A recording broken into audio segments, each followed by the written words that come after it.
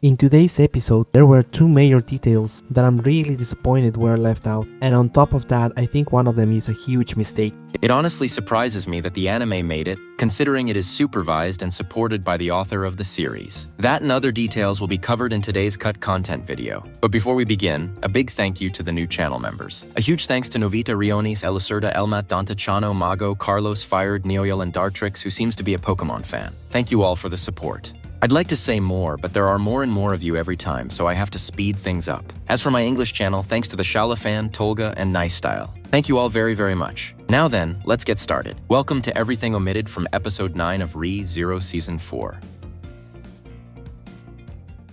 The first scene of the episode begins with Subaru being attacked by the worm. While the anime shows Subaru completely at its mercy, in the novel he actually manages to dodge its first attack thanks to the experience left behind in the original Subaru's body. Only then does the worm start taking him seriously, and from that point the anime reconnects with the novel. Another thing that was cut, and again it is not necessary, but it did help enrich the story, is that when the amnesiac Subaru was about to be devoured, he looked at the stars in the sky that shared the same names as his companions and felt betrayed by them for leading everyone to that situation and what seemed to be their end. Unfortunately, the anime version of Subaru does not even get time to look at the stars, and although he does look up at the sky at the end of the sequence, there is no clear reference to them. Then, during the tunnel scene, novel Subaru did not have it nearly as easy. Unlike the anime, where he simply walks in a straight line, the novel says he kept bumping into things because of the darkness and even fell into several sand pits, similar to what we saw before his fight with the centaur. But the most important omission, and the one I honestly do not understand why the author allowed to be animated this way, is something much bigger. Of course, Tappei does not have as much control over the anime as Oda had over the One Piece live action. In case you did not know, it has been said that Oda was promised that if there was anything he did not like, the production team would change it to match his vision. As I said, I know Tappei does not have that kind of power, but the mistake we just witnessed is huge. You see, remember how Subaru previously passed through 3 doors but could not open the 4th one while he was with his allies? Well, here, according to the light novel, he should have opened 4 doors. However, in the anime, after opening the last door, Subaru says it was only the 3rd one, which makes no sense. On top of that, adapting it this way will ruin a major reveal later on. A reveal I do not want to discuss right now because it is a spoiler. But if you do not mind spoilers, I invite you to check the pinned comment. The worst part is that this mistake, or omission, was easy to avoid. The voice actor simply needed to say that it was actually the 4th door he had found.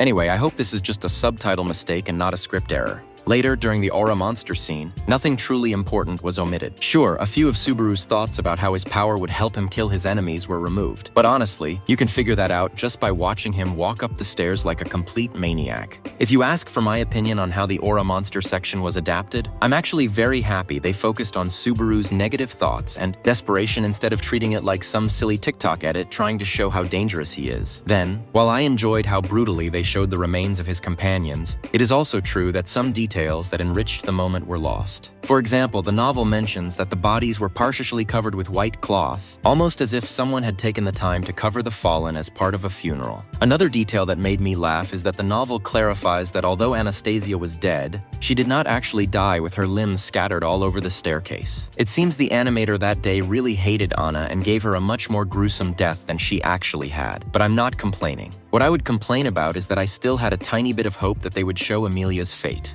Obviously, we know she died, but it would have been interesting to see exactly what happened to her. However, Tappei has openly admitted that he does not like writing the death scenes of his favorite character, so we all lose on that one. Going back to today's episode, Subaru does not find Petra inside the tower passages. He actually finds the dragon in the green room, and he did not go there looking for her. He entered the room expecting to find the remains of Amelia and Beatrice. That is where he finds Petrash and attacks her, just like in the anime. The scene where the strange mist chases the dragon was also longer in the novel. In the anime, it looks like he simply ran until the animal was surrounded from both sides and moved it somewhere safe. In the novel, things were much worse. Petrash kept running while the shadows had already trapped her from both directions. Even so, she managed to find a narrow path. However, shadows partially touched her body along that path, tearing into her flesh every second she remained there. To make matters worse, The pain was amplified because the idiot known as Natsuki Daniel had already stabbed her beforehand. After that, we reached the top of the tower, but I feel the anime failed to properly present an important detail. The last question Subaru asks before dying is not directed at the mist coming toward him, it is directed at the person behind it. At least for me, even after watching the episode several times, it always feels like he is talking to the mist rather than the enemy standing behind it. What I'm about to say is not really a spoiler, although some people may consider it one, so if you are extremely sensitive to spoilers, I'd suggest skipping ahead about 30 seconds. Ready?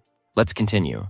In the novel, we already knew that the person who killed Subaru was a gluttony archbishop transformed into Rem. If I remember correctly, this was because each character has a unique way of speaking, which allowed readers to figure it out. After Return by Death, the green room scene is longer than usual, but it is mostly extra dialogue where the amnesiac Subaru discovers that Petra is female and gives some rather strange explanations about why he feels so attached to her and things like that. He also still does not rule out the possibility that Amelia and Beatrice might be his enemies, because they are only kind to him due to their connection with the previous Subaru. In fact, all the dialogue I just mentioned still takes place in the green room, but the anime sped things up by moving it into the dining hall. The novel also says that the amnesiac Subaru struggles to stay calm when he sees Ram again. After all, the last time he saw her, she died in a very gruesome way. Surprisingly, Julius's argument with Subaru was adapted completely, and the scene where Subaru hugs Shala was as well. I think the only thing omitted from that scene is that Subaru hugs her that way because he does not want to treat her like a tool, which is what he believes the original Subaru did.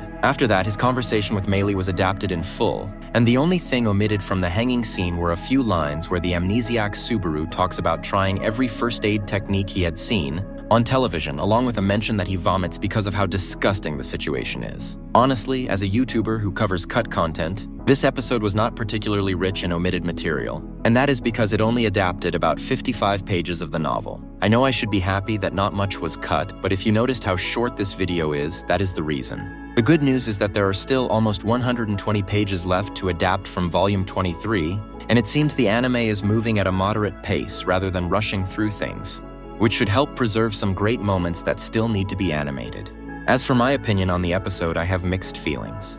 I was not a huge fan of today's episode, and I think part of that is because I let myself get carried away by the hype created by the community's trusted leaker. Even so, I still enjoyed it, and I am really looking forward to the remaining 10 episodes. Now let's move on to the author's tweets. First, the author comments that although he never actually wrote the details of Julius's death while protecting Meili, he still believes it is something Julius would do in every situation. He adds that the scene reminded him of what Ram did in a failed loop during Season 1 when she died protecting Petra from the cultists. Second, the author draws attention to the gift the amnesiac Subaru gave to Shala, explains that it carries an interesting meaning. The meaning is that Natsuki Subaru is gradually distancing himself more and more from the original Natsuki Subaru. Third, Tape mentions that the scene where Meili whispers into Subaru's ear required many recordings. How does he know? Because he was present during the recording session for that scene. And that is everything regarding the tweets. After that, the Break Time episode was released, and for some reason I swear I had already read those dialogue lines in the Otto and Garfield side stories that I covered on this channel. Even so, I hope the staff eventually adapts Otto and Garfield's stories into light novel format, because I believe they are necessary to complete the lore of Pristella.